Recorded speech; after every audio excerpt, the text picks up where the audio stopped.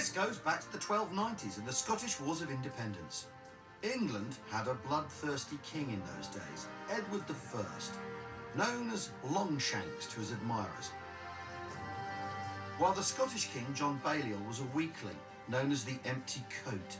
He gave up his crown to Edward, who took over.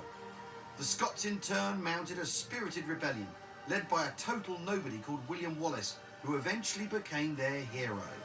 In the 1860s, the Scots built a massive tower in his honour, a giant granite phallus looming over the city of Stirling.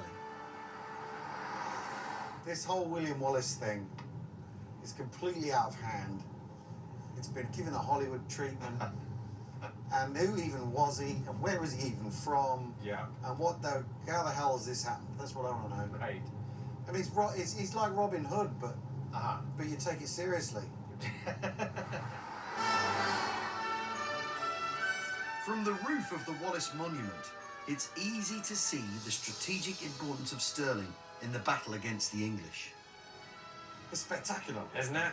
It really is fantastic. And you can see pretty much how the Battle of Stirling Bridge unfolded down there. Well, why it happened here, because this is a really narrow point in the middle of Scotland, isn't it? If you want to go the Highlands, you want to go the other way, you've got to come through. You've got to come through here and over the bridge there. Yeah. I mean, this is amazing though. We've got like a proper meandering river, like straight out of an O-level geography textbook, and almost an Oxbow Lake. Isn't it? It's great. I love it. I haven't thought about an Oxbow Lake since my geography. No, me either. To draw the bloody things. Yeah. The Battle of Stirling Bridge took place on the 12th of September 1297.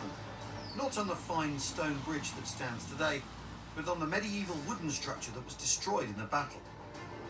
The highlights of that climactic fight are acted out daily at the foot of the monument for tourists from all over the world. Well, my friends, it's 1297. There's just been a big battle at the foot of that hill. The Battle of Stirling Bridge, and guess what? Scotland won! Hooray! Fred and I have been invited to join in. He's going to be a jubilant Scot, and I'll be the much-hated Hugh de Cressingham, the French-speaking chief accountant who fought on the English side. The Scots hated him, and so did the English. I will not compliment the Scottish rabble by flanking them with horses.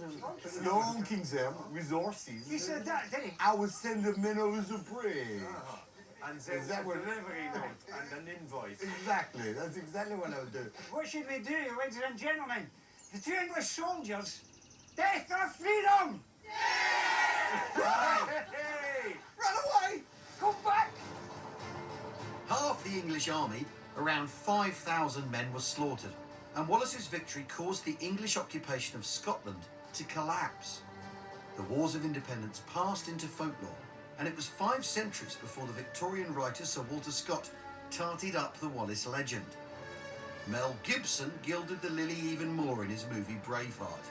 Basically, the Scots have gone nuts for a rebel hero whose story has been romanticised.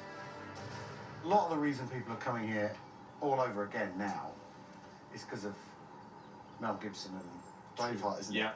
And there was a statue, wasn't there? Thank you. Oh, this statue. Yeah. I mean, who's that of, really? That is Mel Gibson. It is I mean, no disrespect to the sculptor, but it is an absolute shocker.